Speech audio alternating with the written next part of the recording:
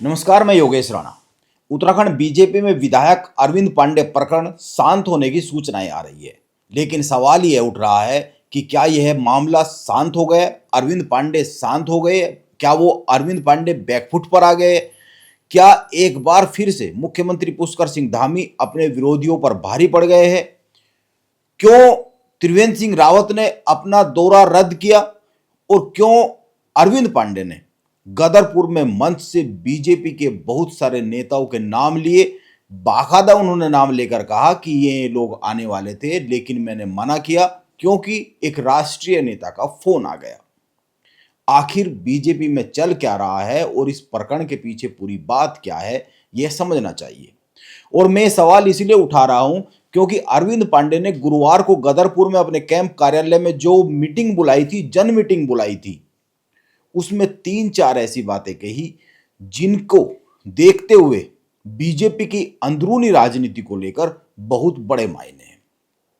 अरविंद पांडे ने सबसे बड़ी बात तो यह कही कि बीजेपी के 30 विधायकों के फोन उनके पास आए। ये करीब 30 विधायक आने वाले थे। त्रिवेंद्र सिंह रावत, अनिल बलूनी, मदन कौशिक, बिशन सिंह चुफाल की तरह ही उनके पास ये 30 विधायक आ रहे थे, लेकिन उन्होंने सभी को मना कर दिया आने के लिए क्योंकि एक राष्ट्रीय नेता का फोन आया था। बहुत बड़ी बात तो यह रही कि अरविंद पांडे ने कुछ नाम लिए यहां पर सार्वजनिक तौर पर मंच से। इन नामों को देखना चाहिए, समझना चाहिए, इन नामों को सुनना चाहिए। इन नामों की उत्तराखंड में बीजेपी में हैसियत क्या है यह भी समझना चाहिए। और क्या इन नामों के सामने आने के बाद कोई और ही कैलकुलेशन, कोई और ही समीकरण उत्तराखंड में बीजेपी में बन रहा है? अरविंद पांडे ने मंच से जो अपने उसी कैंप कार्यालय में उन्होंने बुलाई थी एक छोटी सी जनसभा, काफी लोग उसमें दिख रहे हैं। हालांकि यह जनसभा उसी कैंप कार्यालय में बुलाई जिस कैंप कार्यालय के एक हिस्से पर अतिक्रमण के आरोप है, जो नोटिस मिला है।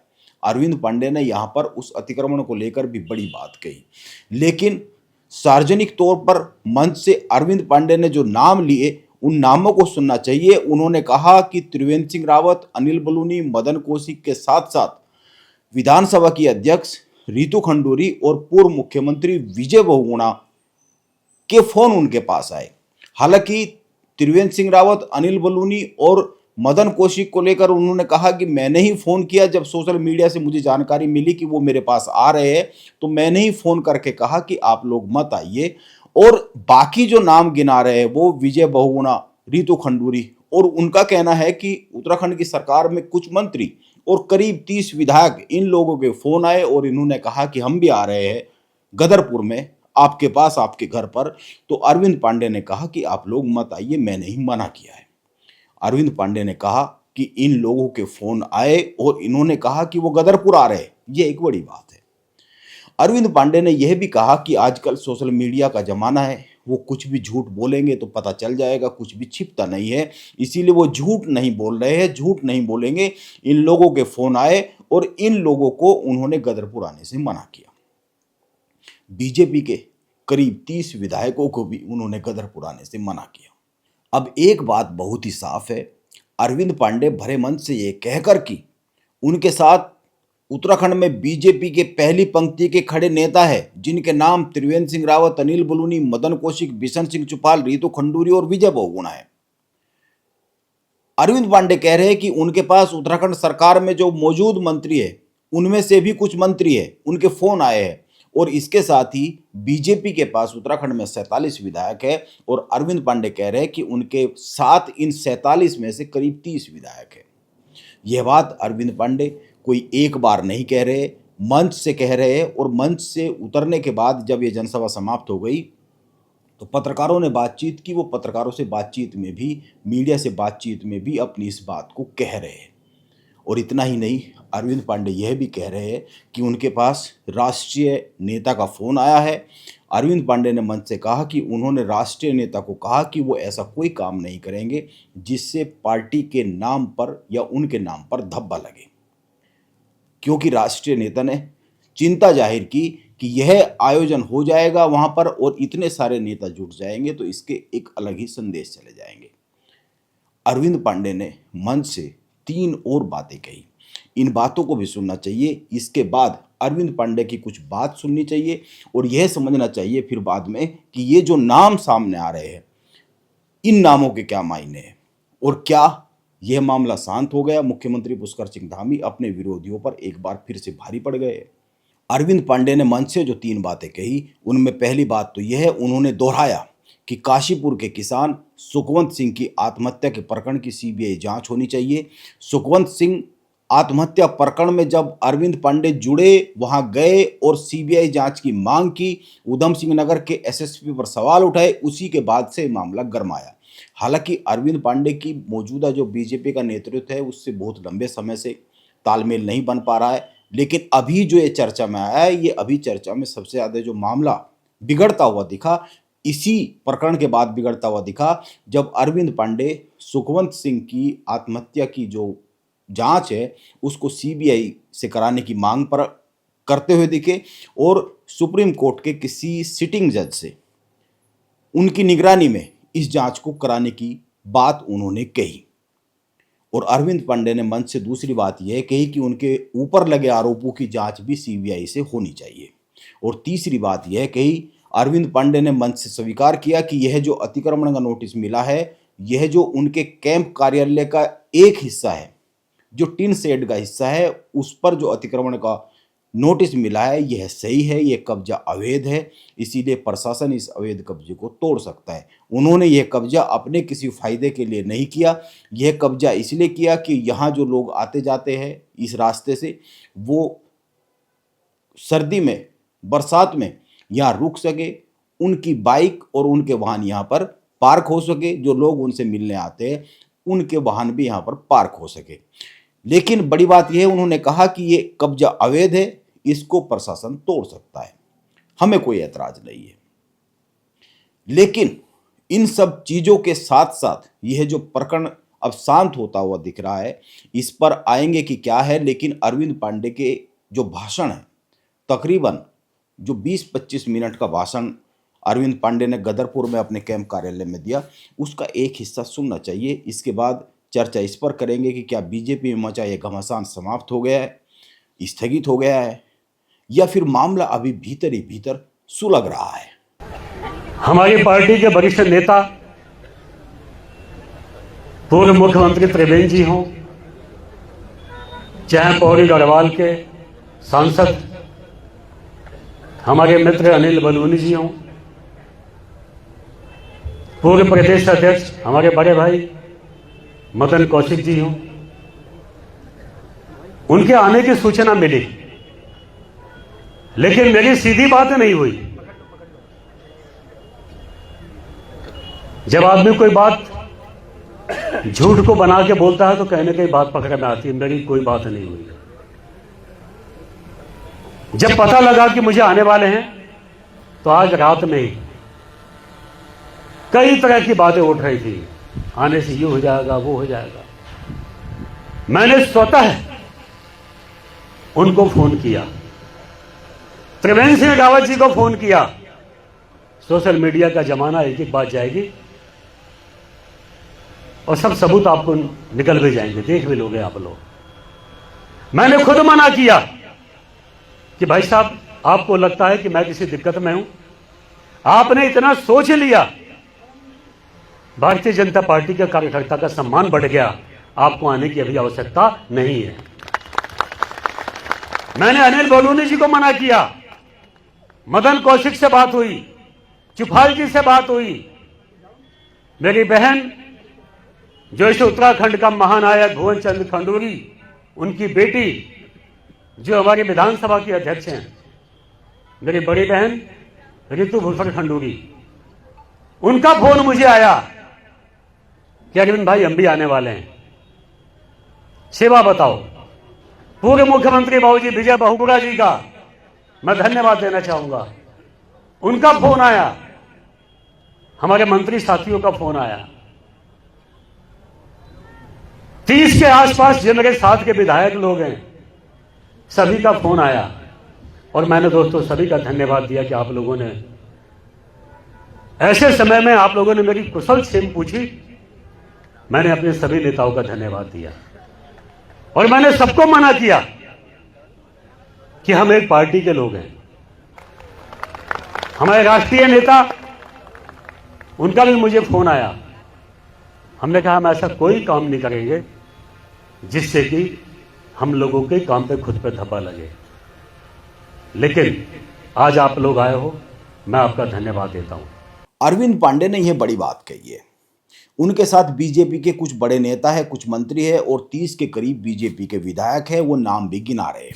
इसीलिए सवाल यह उठता है, क्या वो उत्तराखंड में बीजेपी के मौजूदा नेतृत्व को भरे मंच से चेतावनी जारी कर रहे हैं?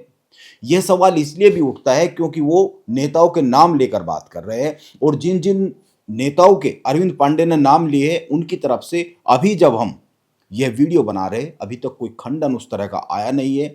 उनसे जुड़े हुए किसी भी व्यक्ति का, किसी नेता का बयान उस तरीके से आया नहीं है।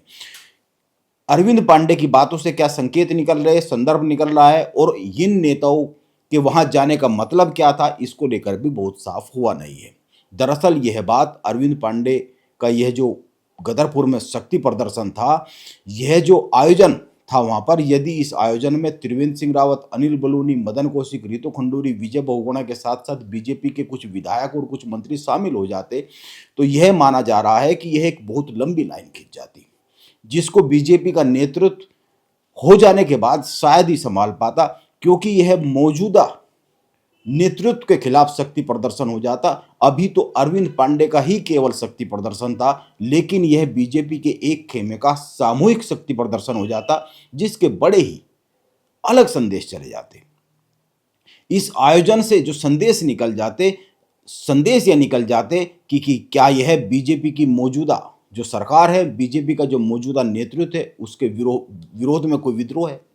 इसी संदेश से, संभावित संदेश से, इसी संदेश की आशंका से बीजेपी का नेतृत्व चिंता में आया, बीजेपी के नेतृत्व के कान खड़े हो गए और इस आयोजन को उस लेवल पर होने से रोक दिया। बीजेपी की दिल्ली लीडरशिप चौकन्नी हो गई और अरविंद पांडे को फोन किया गया। अरविंद पांडे खुद कह रहे हैं कि उनके पास फोन आया। गदरपुर में जो शक्ति प्रदर्शन हुआ वह अरविंद पांडे का शक्ति प्रदर्शन था। उसको बीजेपी की मौजूदा सरकार के विरोध में शक्ति प्रदर्शन बीजेपी के एक खेमे का बनने से रोका गया। अरविंद पांडे को यह कहा गया कि इस आयोजन के संदेश बहुत अच्छे नहीं जाएंगे। अरविंद पांडे इस फोन के बाद बैकफुट पर आए। यह बात अरविंद पांडे भी मंच से कह रहे हैं। लेकिन जैसा कि मैंने शुरू में कहा कि सवाल यह है, यह जो अरविंद पांडे प्रकरण है, क्या यह अब समाप्त हो गया है या फिर अभी केवल इस पर राख पड़ी है और राख के नीचे अंगारे अभी भी धधक रहे, अंगारों में आग है, क्या चिंगारी कोई बाकी है? इस सवाल के जवाब पर अगर बात करें तो कुछ बिंदुओं पर ध्यान देना चाहिए। पहली बात, अरविंद पांडे के गदरपुर में मंच से कही गई बातों से यह संदेश तो बहुत ही साफ साफ जाता है कि उत्तराखंड में बीजेपी में एक लाइन है और उस लाइन के इस तरफ और उस तरफ दो खेमे खड़े हुए साफ साफ दिखाई देते हैं, जिसके एक तरफ अरविंद पांडे, त्रिवेंद्र सिंह रावत, अनिल बलूनी, मदन कौशिक, रितु खंडूरी, विजय बहुगुणा, बिशन सिंह चुफाल और कुछ एक आध मंत्री, कुछ विधायक जिनकी बात अरविंद पांडे कर रहे हैं, वो खड़े हुए दिखाई देते हैं। और दूसरी तरफ मुख्यमंत्री पुष्कर सिंह धामी और बीजेपी के प्रदेश अध्यक्ष महेंद्र भट्ट और इनके पीछे खड़ा हुआ संगठन, इनके पीछे खड़े हुए लोग और इनके पीछे खड़ी हुई सरकार दिखाई देती है। यह बात खुद अरविंद पांडे ने मंच से कही है, नाम लेकर नेताओं की कही है और इस बात की तरफ इशारा करती हुई कुछ और भी घटनाएं हैं, उन पर भी आएंगे। कुछ और भी इस तरह के बयान हैं, कुछ और भी इस तरह की बातें हैं जो ये साफ साफ दिखाती है कि आखिर लाइन तो खिंच गई है। यह बात जैसा कि मैंने कहा खुद मंच से अरविंद पांडे कह रहे हैं इन लोगों के नाम लेकर कि ये लोग आने वाले थे और अरविंद पांडे के पास अगर जाने वाले थे तो जाहिर सी बात है उनको समर्थन देने जाने वाले थे। और यह तो अगर अरविंद पांडे को समर्थन देने जाने वाले थे तो जाहिर सी बात है मुख्यमंत्री पुष्कर सिंह धामी के विरोध में ही यह समर्थन माना जाना चाहिए, क्योंकि अरविंद पांडे और मुख्यमंत्री पुष्कर सिंह धामी के बीच में लाइन खिंची हुई है। यह बात तो किच्छा के जो पूर्व विधायक है वो भी कह रहे हैं और भी कई सारे लोग कह रहे हैं। अब तो नाम लेकर बात होने लगी है, नाम लेकर आरोप लगने लगे हैं। एक दूसरे के विरोध में क्या चल रहा है ये सार्वजनिक तौर पर आने लगा है, मीडिया को बयान दिए जा रहे हैं। और जिन लोगों के नाम लिए गए हैं उन लोगों का कोई खंडन भी नहीं आया है। और किच्चा से जो बीजेपी के पूर्व विधायक है राजेश शुक्ला, जिनकी मैं बात कर रहा हूं, यह बहुत ही साफ साफ कह चुके हैं वो कि अरविंद पांडे और उनके साथ खड़े लोग मुख्यमंत्री पुष्कर सिंह धामी की छवि खराब करना चाहते हैं। वे नहीं चाहते कि 2027 में मुख्यमंत्री पुष्कर सिंह धामी के नेतृत्व में बीजेपी की एक बार फिर सरकार बने। राजेश शुक्ला इस बात पर मोहर लगा चुके हैं कि यह लड़ाई अरविंद पांडे और मुख्यमंत्री धामी के बीच की लड़ाई है, यह लड़ाई वर्चस्व की लड़ाई है। वो यह भी कह चुके हैं कि इन्हीं लोगों ने 2022 में मुख्यमंत्री धामी को खटीमा से हराने का काम किया। इसीलिए अब कोई लुकी छिपी बात तो रह नहीं गई है, यानी बात साफ है, बीजेपी दो खेमों में बटी हुई साफ साफ दिख रही है, ये संकेत है। और एक खेमे ने अपने अगुवा के तौर पर त्रिवेंद्र सिंह रावत को चुन लिया है। ऐसा क्यों कह रहा हूं मैं? पिछले कुछ समय के खासकर 2 दिन का जो घटनाक्रम है उससे साफ साफ दिखता है त्रिवेंद्र सिंह रावत के साथ अनिल बलूनी और मदन कौशिक का कार्यक्रम जारी होना यह साफ साफ दिखाता है। और अरविंद पांडे मंच से इन लोगों के नाम लेकर कहते हैं कि सोशल मीडिया का दौर है, कोई बात किसी से छिपी हुई तो रहेगी नहीं, मैं यहां मंच से खड़ा होकर कह दूंगा तो झूठ साबित हो जाएगा अगर झूठ होगा। तो इसीलिए वो मंच से कह रहे हैं कि इन लोगों की सूचना मुझे सोशल मीडिया से मिली तो मैंने फोन करके इनको रोका। जब केंद्रीय नेता का उनके पास फोन आया और जिन जिन लोगों के फोन आए उनके भी नाम गिना रहे कि इनको भी मैंने मना किया कि आप लोग मत आइए, लेकिन वो धन्यवाद भी करते हैं कि ये लोग मेरे साथ है इस वक्त में, मैं इनका धन्यवाद करता हूं। रही बात इस पर कि कौन किस पर भारी पड़ गया, अभी तो धामी भारी पड़ते हुए दिख रहे, हावी होते दिख रहे, क्योंकि त्रिवेंद्र सिंह रावत को अपना कार्यक्रम रद्द करना पड़ गया। अरविंद पांडे को फोन कर गदरपुर से इन लोगों को आने से रोकना पड़ गया। और इसके साथ ही गदरपुर का शक्ति प्रदर्शन केवल अरविंद पांडे का शक्ति प्रदर्शन बनकर रह गया। वो उत्तराखंड की सरकार के विरोध में बीजेपी के एक खेमे की हुंकार नहीं बन सका। और केंद्रीय नेतृत्व में से किसी ने अरविंद पांडे को फोन करके कहा तो जाहिर सी बात है, ये भी संकेत यही दिखाता है कि मुख्यमंत्री पुष्कर सिंह धामी अभी भारी पड़ रहे हैं, क्योंकि बैकफुट पर दूसरा खेमा आया है। और दूसरा खेमा ये नहीं अभी पूरी तरीके से कहा जा सकता है कि वो शांत हो गया, लेकिन अभी ये मामला टल तो गया ही है। आप एक अन्य बात पर गौर कीजिए, बीजेपी के प्रदेश अध्यक्ष महेंद्र भट्ट ने मीडिया को एक बयान दिया है। उनका बयान भी सुनना समझना चाहिए और उनका बयान भी कुछ संकेत देता हुआ दिखता है। उनका बयान बड़ा मायने रखता है क्योंकि वो बीजेपी के प्रदेश अध्यक्ष है, बीजेपी के मुखिया है। उनका बयान बीजेपी का बयान है, समस्त बीजेपी का बयान है। तो उन्होंने कहा है कि यदि विधायक अरविंद पांडे को कोई समस्या है तो वो सीधे मुख्यमंत्री धामी से मिल सकते हैं, वो मिल ले, उनको सीधी बात करनी चाहिए। महेंद्र भट्ट की बात भी यही संकेत देती है कि लाइन अरविंद पांडे और मुख्यमंत्री पुष्कर सिंह धामी के बीच में खींची हुई है। और महेंद्र भट्ट कह रहे हैं कि उनको कोई समस्या है, कोई दिक्कत है तो सीधे जाके मिल लो, बात कर लो। अब देखना यह होगा कि यह मामला शांत हो गया है या फिर कोई चिंगारी अभी बाकी है। नमस्कार, मैं योगेश राणा।